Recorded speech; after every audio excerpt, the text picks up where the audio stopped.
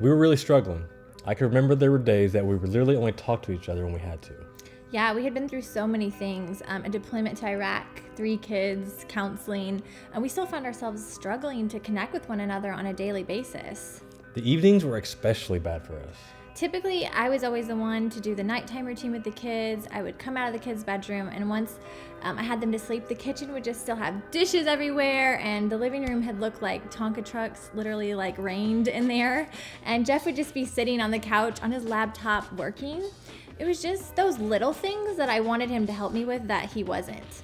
We were both stressed. We were stressed about work. We were stressed about all the things that go along with raising 3 boys. We were letting the busyness of life become more important than our marriage. But honestly, we didn't even know what was happening because it was happening over a long period of time, little by little each day.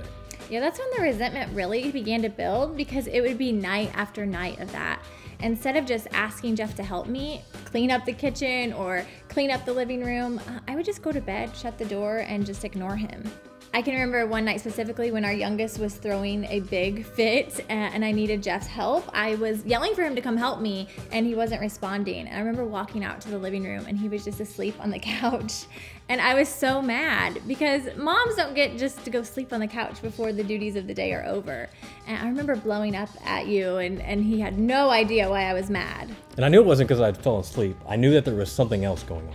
Yeah, it wasn't just about that moment. It really was about all of the resentment that I had built up and I never communicated any of it to him.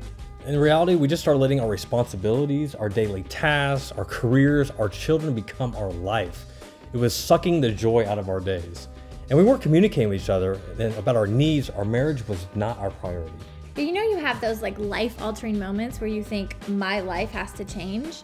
We didn't really have some big catastrophic event. It just happened over time and we realized we weren't making each other a priority. Jeff had actually went on another business trip and he had this illusion that he was doing all these business trips so that he could better provide for us.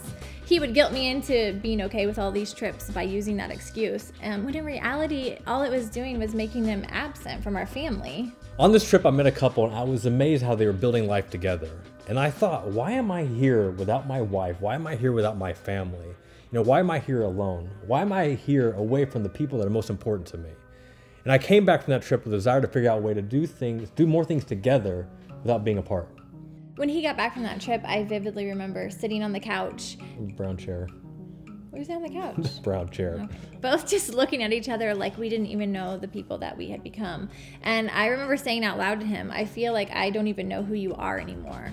It was really the first time that we both recognized that something had to change. So we talked through how he had wanted to find more ways to do things with me and with the kids, and I just remember feeling this huge weight being lifted off my shoulders.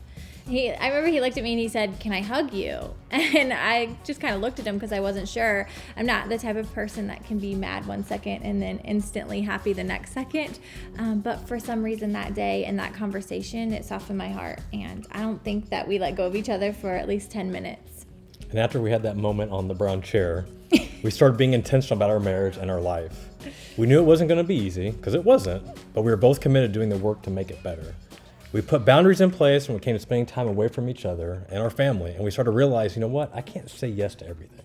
The biggest thing was that we promised to communicate to each other what we actually needed from one another. I never told Jeff that I needed his help with dishes or bedtime routine, so he really had no idea. I never told her I needed more affection, more adventure, more spontaneity.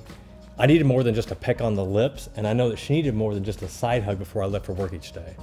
And both of us needed that 5 to 10 minutes per day to chat about what's going on in each other's lives, filling in each other and what happened that day.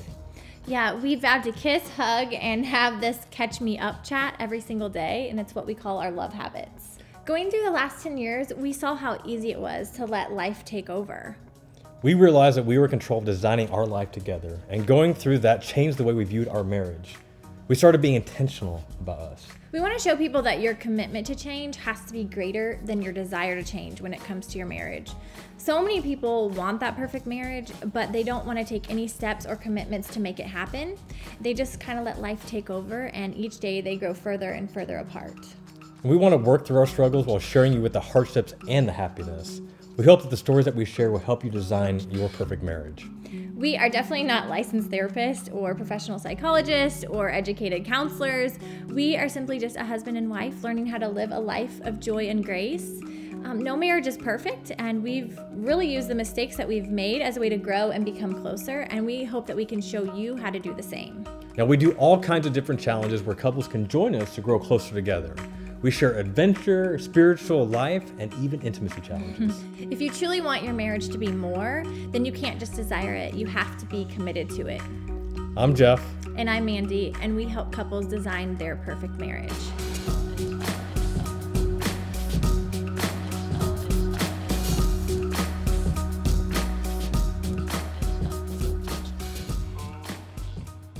Let's get it on.